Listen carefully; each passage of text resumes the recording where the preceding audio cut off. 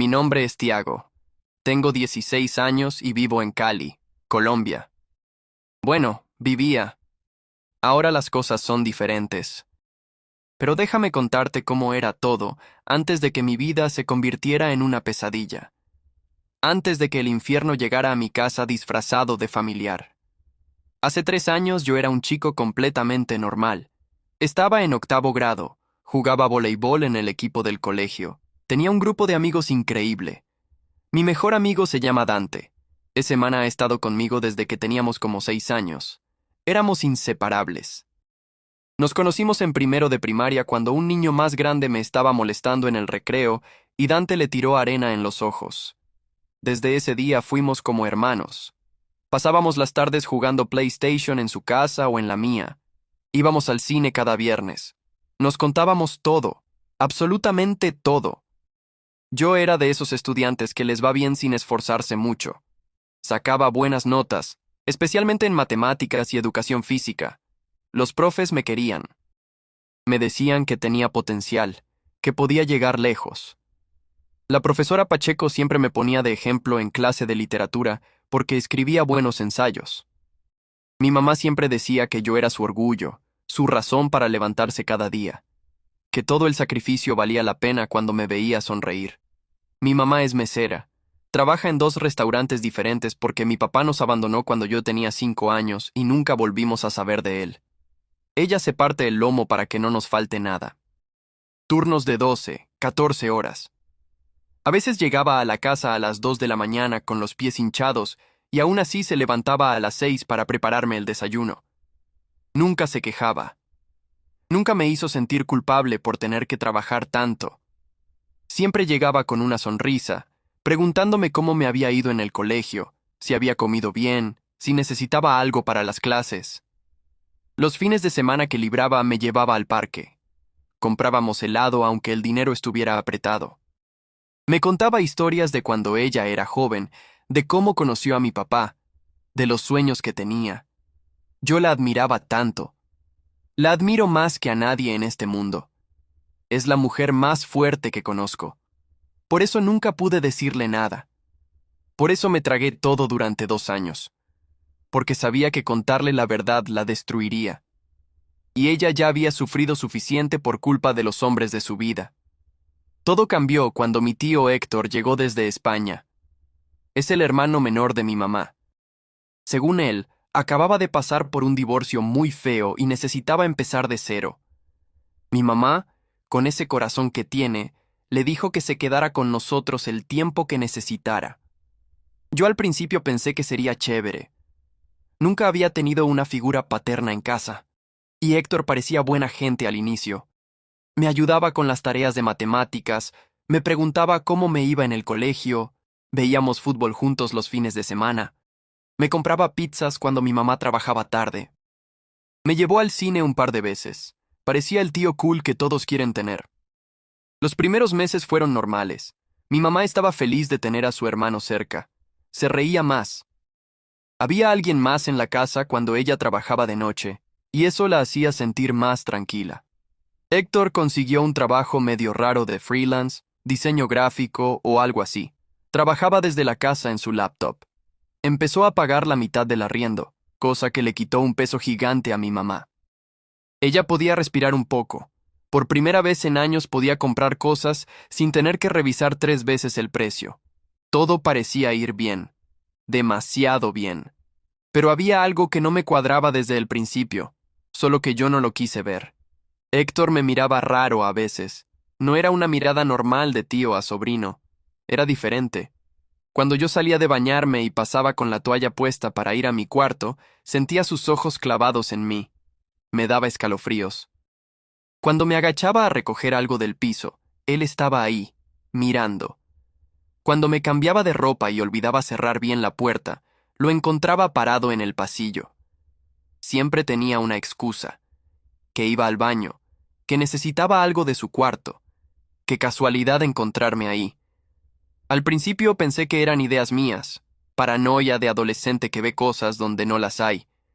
Pero las miradas se volvieron más frecuentes, más intensas, más hambrientas. También estaban los accidentes. Una vez me tropecé en la sala y él me agarró de la cintura para que no me cayera. Pero sus manos se quedaron ahí más tiempo del necesario. Otra vez estábamos viendo televisión y él se sentó demasiado cerca de mí en el sofá. Su pierna tocaba la mía y no se movía aunque hubiera espacio de sobra. Cuando le decía que me diera espacio se reía y decía que yo era muy especial, muy delicado, que no fuera tan paranoico, que los hombres no necesitaban tanto espacio personal. Debía haber visto las señales. Debía haberle dicho algo a mi mamá desde ese momento, pero no lo hice, porque me sentía tonto, porque pensaba que tal vez sí estaba exagerando, porque Héctor era bueno con mi mamá y yo no quería arruinar eso por unas sensaciones raras que tal vez solo estaban en mi cabeza. Una noche mi mamá tuvo que cubrir un turno nocturno en el hospital porque una compañera se enfermó. Era un martes. Lo recuerdo perfectamente porque teníamos examen de química al día siguiente y yo estaba estudiando. Yo tenía 14 años recién cumplidos. Mi cumpleaños había sido 2 semanas antes. Héctor me había regalado un videojuego que yo quería. Parecía tan atento, tan buena onda. Estaba en mi cuarto haciendo una tarea de sociales, realmente concentrado porque era un trabajo importante que valía el 20% de la nota final. Eran como las 9 de la noche cuando Héctor tocó la puerta. Me dijo que si quería ver una película con él, que acababa de descargar una bien buena de acción. Le dije que no podía, que tenía que terminar la tarea y estudiar para el examen. Él insistió. Me dijo que todo el tiempo era estudio, que me haría bien despejarme un rato, que la tarea podía esperar, que la película duraba solo 2 horas y después podría seguir estudiando. No sé por qué acepté. Supongo que porque no quería ser grosero, porque él había sido amable conmigo, porque pensé que sería solo una película y ya. Qué estúpido fui. Fui a la sala. Error. El error más grande de mi puta vida. Nos sentamos en el sofá. Puso la película. Al principio todo era normal.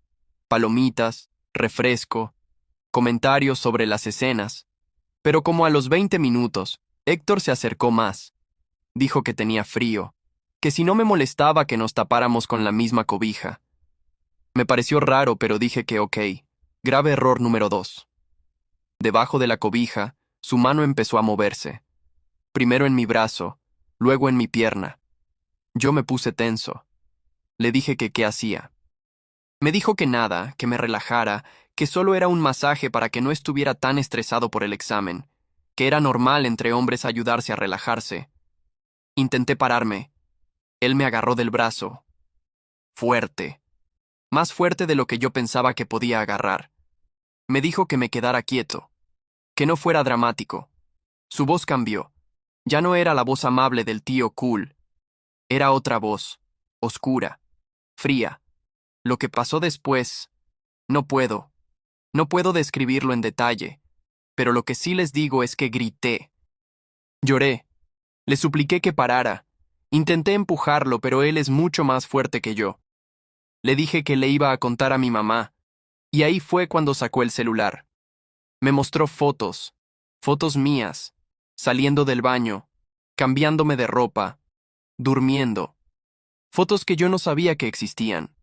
Me dijo que si decía algo, le mostraría esas fotos a mi mamá, que le diría que yo lo había provocado, que yo le había pedido que hiciéramos cosas, que mi mamá me iba a odiar, que yo iba a destruir a la familia, que ella perdería la casa porque él pagaba la mitad del arriendo y se iría si yo hablaba. Lloré, lloré como nunca en mi vida. Mi cuerpo temblaba. Sentía que me iba a desmayar. Quería desaparecer. Quería morirme ahí mismo. Cuando terminó, se levantó como si nada. Se acomodó la ropa. Me dijo que me limpiara y que me fuera a dormir. Que esto iba a ser nuestro secreto. Que si yo era un buen chico, todo seguiría normal. Que mi mamá seguiría feliz. Que yo seguiría teniendo mi vida cómoda. Me fui a mi cuarto. Me metí a la ducha y me tallé la piel hasta que quedó roja y adolorida. Lloré bajo el agua para que no se escuchara. Vomité. Me senté en el piso de la ducha y me quedé ahí no sé cuánto tiempo, hasta que el agua se enfrió completamente.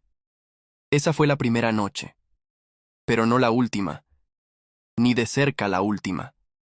Durante 2 años, cada vez que mi mamá trabajaba de noche, Héctor entraba a mi cuarto, y yo no podía hacer nada. Me quedaba ahí, inmóvil, mirando al techo, contando los segundos para que terminara, rogando que pasara rápido, rogando despertar y que todo fuera una pesadilla. Pero nunca lo era. Cada mañana despertaba y la realidad seguía ahí, pesada como una losa en el pecho, aplastándome, asfixiándome. Al principio resistía, lloraba, le decía que no, pero él me amenazaba, me mostraba las fotos, me recordaba que mi mamá quedaría en la calle, que yo destruiría todo, que era mi culpa, que si yo no hubiera sido tan tentador, esto no estaría pasando. Empezó a decirme que era especial, que él me quería, que esto era amor. Me compraba cosas después como para compensar, ropa nueva, zapatos. Me daba dinero para que me comprara lo que quisiera, como si los regalos pudieran borrar lo que me hacía cada noche. Eventualmente dejé de resistirme. Me volvía como un muñeco. Dejaba que hiciera lo que quisiera mientras yo pensaba en otras cosas, en que tenía que entregar un trabajo mañana, en qué iba a comer al día siguiente, en cualquier cosa menos en lo que estaba pasando. Era como si mi mente se saliera de mi cuerpo, como si yo estuviera flotando en el techo, viendo a otra persona en mi cama. Empecé a cambiar, y todo el mundo lo notó. Dejé el voleibol. El entrenador me preguntó por qué. Le dije que quería concentrarme en los estudios. Mentira. La verdad es que los entrenamientos eran en la tarde, y eso significaba llegar más tarde a casa. Y entre más tarde llegara, más tarde estaría a solas con Héctor. Prefería llegar temprano, encerrarme en mi cuarto, poner música a todo volumen y pretender que estaba estudiando. Mis notas cayeron en picada. De ser un estudiante de 9s y 10s pasé a sacar 5s y 6s.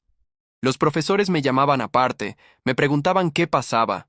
Les decía que nada, que estaba cansado, que tal vez necesitaba dormir más. Ironía cruel, considerando que el insomnio se había vuelto mi mejor amigo. O peor enemigo, depende de cómo se vea. No podía dormir. Cada vez que cerraba los ojos, sentía las manos de Héctor en mi piel. Escuchaba su respiración en mi oído.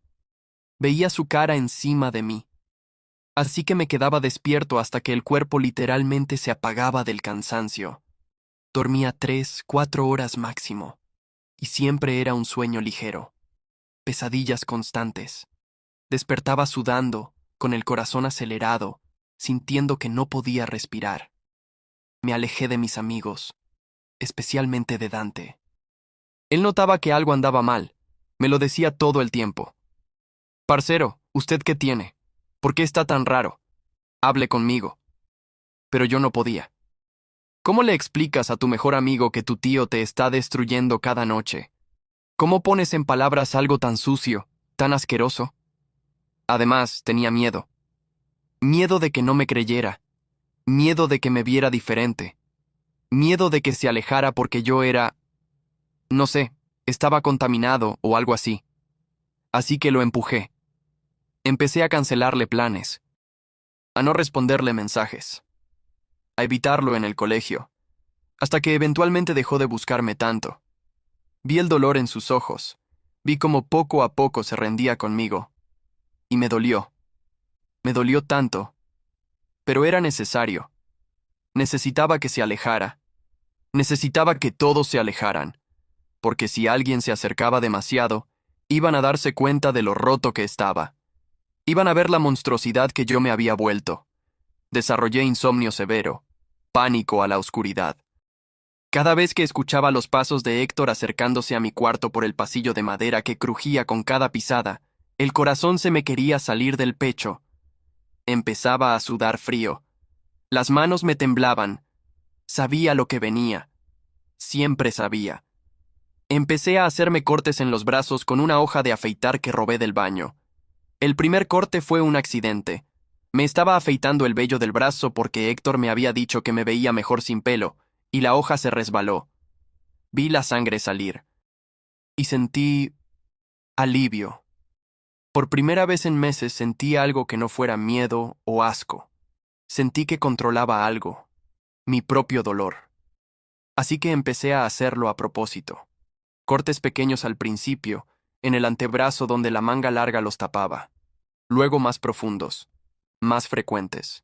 Necesitaba sentir que controlaba algo, aunque fuera mi propio dolor. Necesitaba sentir algo diferente a la mugre que sentía por dentro. El dolor físico era más fácil de procesar que el emocional. Tenía sentido. Sabía de dónde venía, sabía cómo detenerlo. Mi mamá vio las marcas una vez. Le dije que el gato de un vecino me había arañado. Me creyó. O tal vez no quiso ver la verdad. No lo sé. A veces creo que los adultos ven lo que quieren ver y ignoran el resto porque enfrentar la realidad es demasiado doloroso.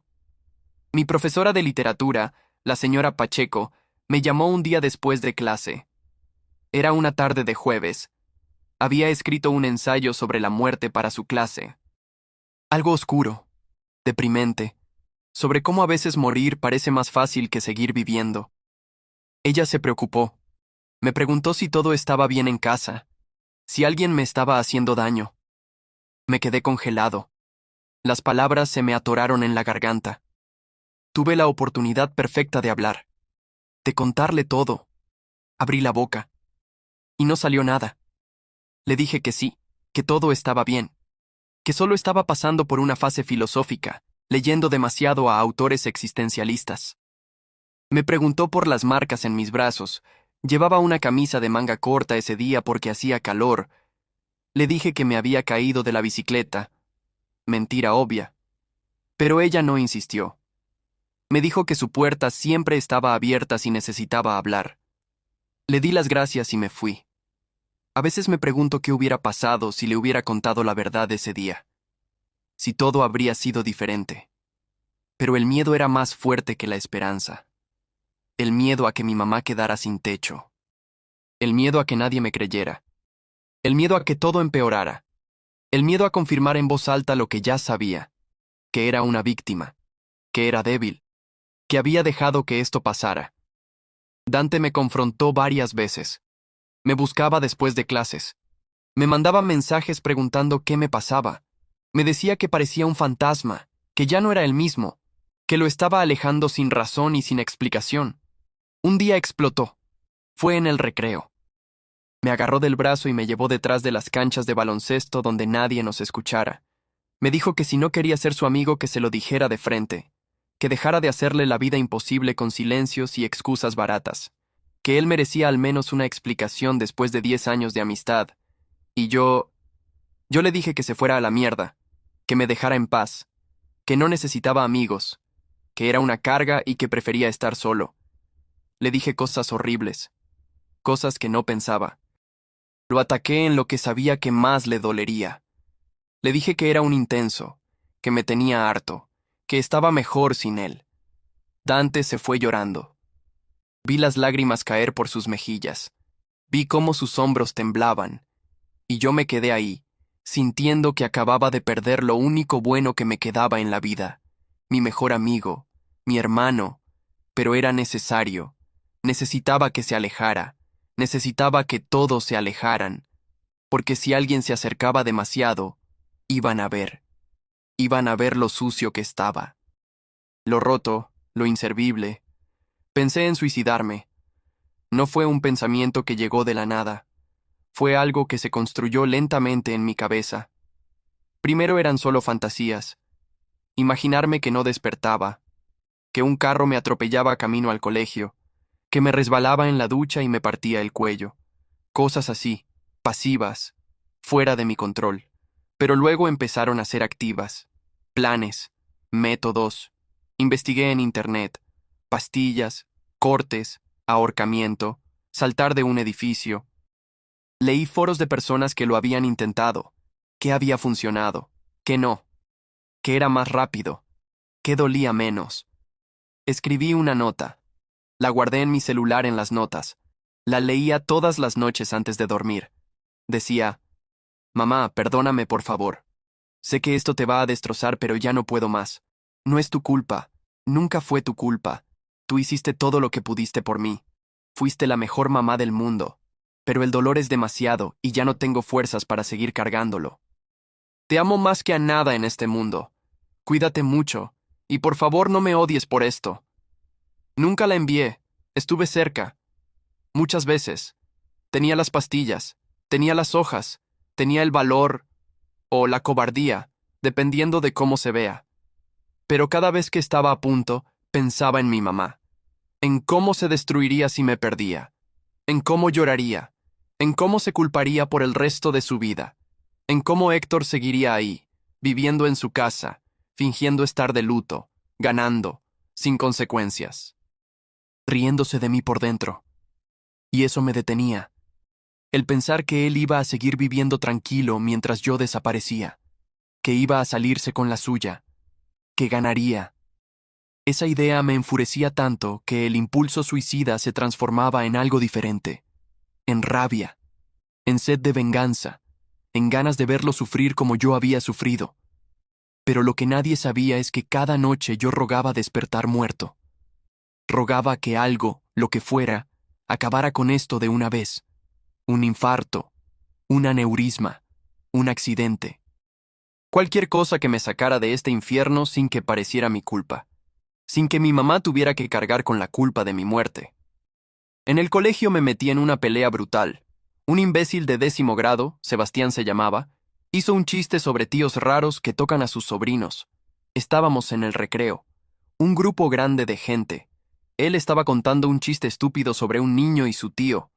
Todos se reían, y algo dentro de mí simplemente explotó. No recuerdo haberme movido. Solo recuerdo estar encima de él, mi puño conectando con su cara una y otra vez, la sangre salpicando, sus gritos, la gente gritando alrededor. Alguien intentó separarme, pero yo seguía golpeando, golpeando, golpeando, descargando 2 años de rabia contenida en la cara de este imbécil que no tenía ni idea del infierno que estaba viviendo. Me tomó 3 profesores para separarme.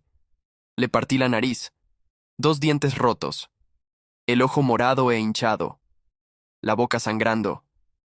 Me suspendieron 3 días. Llamaron a mi mamá al trabajo. Ella tuvo que salir corriendo del restaurante. Llegó al colegio pálida, asustada, sin entender qué había pasado. El rector le dijo que yo había atacado a un compañero sin provocación, que nunca había mostrado comportamiento violento antes, que estaban preocupados por mi salud mental.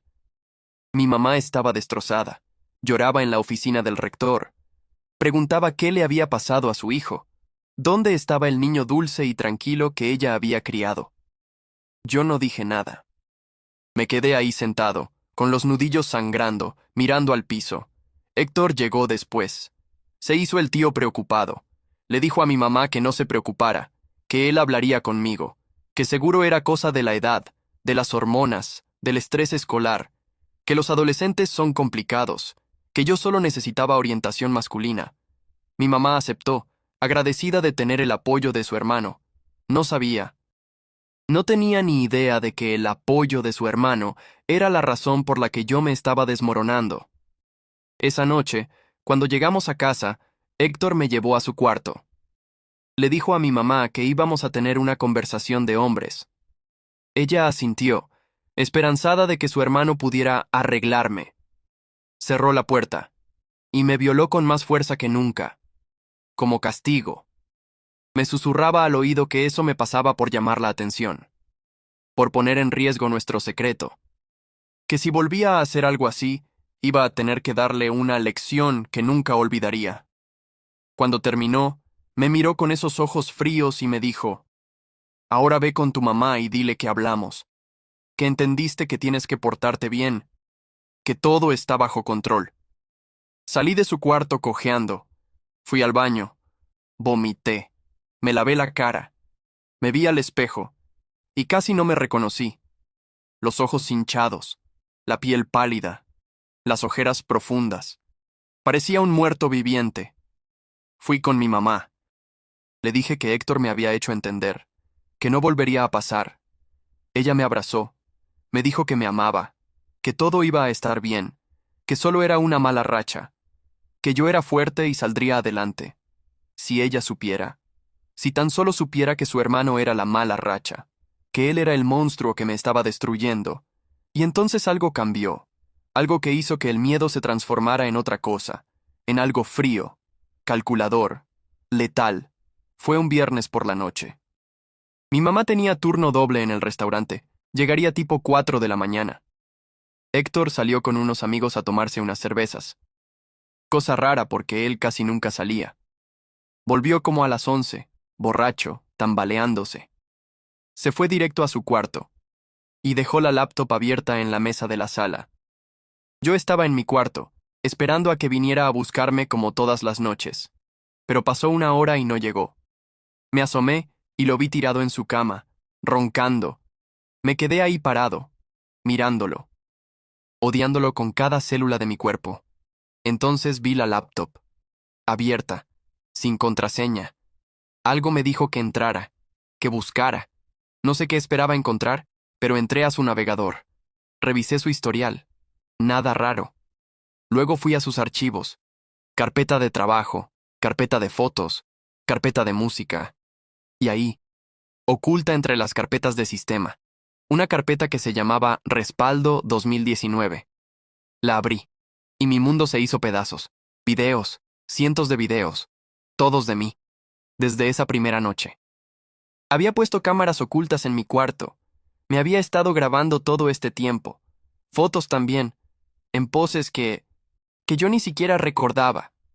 Seguro me drogaba a veces. Vomité ahí mismo en el piso de la sala. Me temblaba todo el cuerpo. Las arcadas no paraban. Sentía que me iba a desmayar. Pero lo peor no eran los videos. Lo peor estaba en sus chats. Había estado hablando con otros hombres, mostrándoles mis fotos, describiéndome, diciendo cosas que no puedo ni repetir. Y entonces vi la fecha, dentro de 2 semanas. El evento, le llamaban. 4 hombres más vendrían a la casa, y yo sería compartido entre todos. Leí los mensajes completos, los planes, los detalles, lo que me harían, cómo se organizarían, quién iría primero, cuánto duraría cada uno, si me drogarían completamente o solo un poco para que estuviera consciente pero no me resistiera. Algo se rompió en mi cabeza en ese momento. No fue tristeza, no fue miedo, fue una calma terrorífica. Como si mi cerebro se hubiera apagado emocionalmente y solo quedara lógica fría. Cerré la laptop, limpié el vómit del piso. Me fui a mi cuarto y empecé a planear. Durante los siguientes días investigué. Entré a foros, a páginas de internet turbias. Busqué sobre sedantes, sobre dosis, sobre cómo conseguirlos sin receta.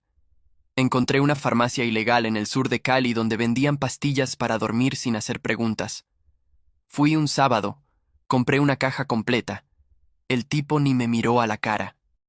También fui al mercado de carnes del barrio. Compré un cuchillo de carnicero, de esos grandes, pesados, con filo de sierra. Le dije al carnicero que mi mamá me había mandado a comprarlo. Me lo vendió sin problemas. Escondí todo en mi cuarto. Las pastillas dentro de una media enrollada en el cajón de ropa interior. El cuchillo envuelto en una toalla debajo de mi cama. Durante esos días Héctor siguió abusando de mí. Pero yo ya no sentía nada. Estaba como anestesiado. Lo miraba mientras lo hacía y pensaba, pronto se acaba. Él no notó nada raro. Supongo que para él yo siempre había estado roto, así que no había diferencia. Llegó el viernes, 2 días antes del evento que él tenía planeado. Mi mamá tenía turno nocturno en el restaurante. Doble turno. No llegaría hasta las 6 de la mañana. Esa tarde cociné. Hice arroz con pollo, el plato favorito de Héctor. Él estaba sorprendido. Me preguntó qué celebrábamos. Le dije que nada, que solo quería hacer algo rico. Se rió. Dijo que qué tierno, que me estaba volviendo todo un hombrecito. Me dieron ganas de vomitar de nuevo. Pero me contuve. Sonreí. Mientras él veía televisión en la sala, yo preparé todo. Molí 15 pastillas para dormir hasta convertirlas en polvo. Las eché en su vaso de jugo de naranja. Revolví bien. Las pastillas se disolvieron completamente. Le serví la comida. Comimos juntos. Él hablaba de cualquier cosa, de su trabajo, de que quería comprar una televisión nueva. Yo asentía. Respondía con monosílabos. Se tomó todo el jugo. Pasaron 20 minutos. Empezó a bostezar. Dijo que se sentía cansado, que tal vez había comido mucho. Yo le dije que sí, que debería ir a descansar. Se paró del sofá y se tambaleó. Se rió. Dijo que qué raro, que se sentía mareado. Intentó caminar hacia su cuarto, pero casi se cae. Yo me levanté a ayudarlo. Le pasé el brazo por los hombros. Y en ese momento, él intentó. Intentó besarme. Intentó tocarme. Estaba tan drogado que apenas podía mantenerse en pie, pero aún así lo intentó.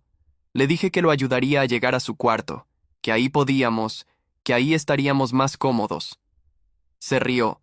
Me dijo que qué bien, que por fin yo estaba cooperando, que esto iba a ser mucho mejor si yo dejaba de resistirme. Lo llevé a su cuarto. Cayó en la cama como un saco de papas. Intentó agarrarme, pero sus movimientos eran lentos, torpes. Lo empujé suavemente y se quedó acostado. Le dije que esperara un momento, que iba a buscar algo. Fui a mi cuarto. Saqué los cables de extensión que tenía guardados. Volví. Héctor estaba semi-inconsciente, con los ojos medio cerrados, murmurando cosas sin sentido. Le até las manos a la cabecera de la cama con los cables. Luego los pies a las patas de la cama. Apreté fuerte. Muy fuerte. Él apenas reaccionó. Estaba demasiado drogado. Me senté en la silla de su escritorio. Y esperé. Esperé una hora completa, viendo cómo respiraba, viendo cómo de vez en cuando murmuraba algo.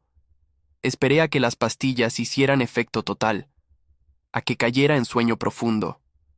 A las 12:30 de la noche fui a mi cuarto. Saqué el cuchillo de carnicero. Sentí el peso en mi mano, el frío del metal. Volví al cuarto de Héctor, y ahí fue cuando él despertó. Sus ojos se abrieron lentamente. Me vio ahí parado, con el cuchillo en la mano. Intentó moverse y se dio cuenta de que estaba atado. El pánico entró en sus ojos. Intentó gritar. Me moví rápido. Agarré una de sus medias del piso y se la metí en la boca, profundo, hasta que las arcadas hicieron que sus ojos se llenaran de lágrimas. Me senté en la orilla de la cama. Lo miré a los ojos y le hablé. Por primera vez en 2 años, le dije todo lo que nunca pude decirle. Le dije cuánto lo odiaba. Le dije que cada noche rezaba para que se muriera.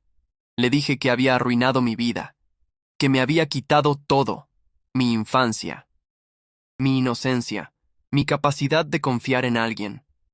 Le dije que por su culpa había pensado en matarme 1000 veces. Él lloraba. Intentaba hablar, pero la media no lo dejaba. Sacudía la cabeza como diciendo, no, no, no. Le mostré mi celular. Le mostré las capturas de pantalla que había tomado de sus chats, de los videos que había en su laptop, del evento que tenía planeado para 2 días después. Sus ojos se abrieron tanto que pensé que se le iban a salir. Le dije, ¿sabes qué se siente que te quiten algo sin tu permiso? ¿Sabes qué se siente que alguien tome tu cuerpo y haga lo que quiera con él mientras tú no puedes hacer nada?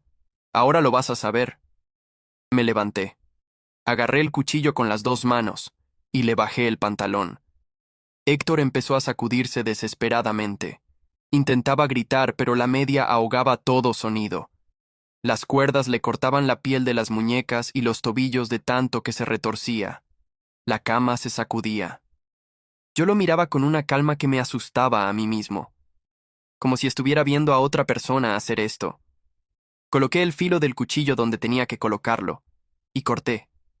La sangre salió inmediatamente, caliente, espesa. Manchó las sábanas, el piso, mis manos. Héctor se convulsionaba. El grito ahogado que salía de su garganta era inhumano. Sus ojos estaban en blanco del dolor. Corté más profundo, y luego jalé. No voy a describirles más. No puedo. Pero lo que les digo es que le quité lo mismo que él me había quitado a mí, su capacidad de volver a hacerle daño a alguien. Cuando terminé, tiré lo que corté al piso, el cuchillo también. Héctor se retorcía, lloraba, la sangre no paraba de salir. Empapó todo. El olor a cobre llenó la habitación. Me quedé ahí parado, mirándolo, viendo cómo se desangraba lentamente. Sus movimientos se fueron haciendo más débiles, más lentos, la respiración más superficial. Me senté de nuevo en la silla y lo vi morir. Tardó 40 minutos, 40 minutos exactos. Cronometré. No sé por qué lo hice.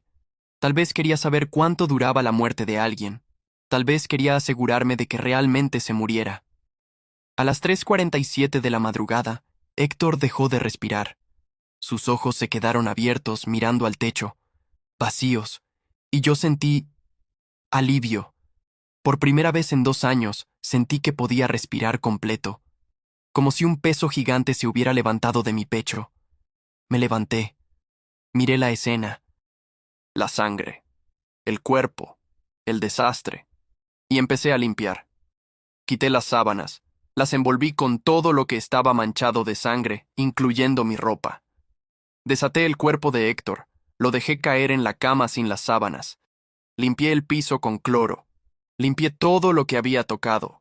Guardé todo lo manchado en bolsas negras. A las 5 de la mañana salí de la casa con las bolsas. Caminé como 20 cuadras hasta un lote baldío que conozco. Ahí quemé todo. Me quedé viendo cómo las llamas consumían las pruebas. El olor a tela quemada y sangre me revolvió el estómago, pero me aguanté. Volví a la casa. Me bañé. Me tallé la piel hasta que quedó roja. Me cambié de ropa. Puse ropa limpia en el cuerpo de Héctor para disimular un poco. A las 6:30 de la mañana llamé a la policía. Les dije entre sollozos que había encontrado a mi tío muerto en su cama, que no sabía qué había pasado, que parecía que se había hecho algo a sí mismo. La policía llegó en 15 minutos. 2 patrullas. Entraron al cuarto de Héctor. Yo estaba en la sala, llorando. No tuve que fingir.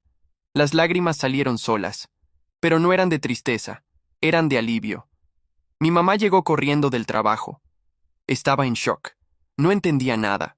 Los policías le dijeron que aparentemente Héctor se había autolesionado gravemente y se había desangrado, que era un caso extraño, que parecía un suicidio muy violento, pero que iban a investigar. Investigaron. Hicieron preguntas. Revisaron la casa. Pero yo había limpiado bien. No había huellas mías donde no deberían estar. No había rastros de lucha. Todo apuntaba a una autolesión. A un suicidio raro pero no imposible. Pasaron 2 semanas. El caso seguía abierto pero sin pistas. Mi mamá estaba destrozada. Lloraba todos los días. Decía que no entendía por qué su hermano haría algo así. Yo la abrazaba. Le decía que no era su culpa, que a veces la gente esconde cosas. Y entonces hice lo último que tenía planeado. Antes de quemar la laptop de Héctor, había copiado todo. Todos los videos, todas las fotos, todos los chats. Los guardé en una memoria USB. 2 semanas después de su muerte, envié la USB por correo a la estación de policía, en un sobre anónimo, sin remitente. Solo una nota que decía: revisen esto. Héctor Mora no era quien creían. La policía abrió el sobre, revisaron el contenido, y explotó todo. Descubrieron la red. Los otros hombres que estaban planeando venir. Los contactos de Héctor en España y en otras partes de Colombia. La investigación se amplió. Arrestaron a 8 hombres más. Algunos eran profesores. Otros trabajaban con niños. Uno era entrenador de fútbol infantil. Salió en las noticias. El caso del depredador de Cali. Mi mamá vio las noticias y colapsó. Tuvo que ser hospitalizada por un ataque de pánico. Cuando se recuperó no podía ni hablar. No podía creer que su hermano fuera... eso. Nunca supo que yo era una de las víctimas. En los videos mi cara estaba borrosa en la mayoría. Y los que no, los policías tuvieron la decencia de no mostrárselos. Solo le dijeron que había múltiples víctimas, que Héctor había abusado de varios menores durante años. Mi mamá no lo podía procesar.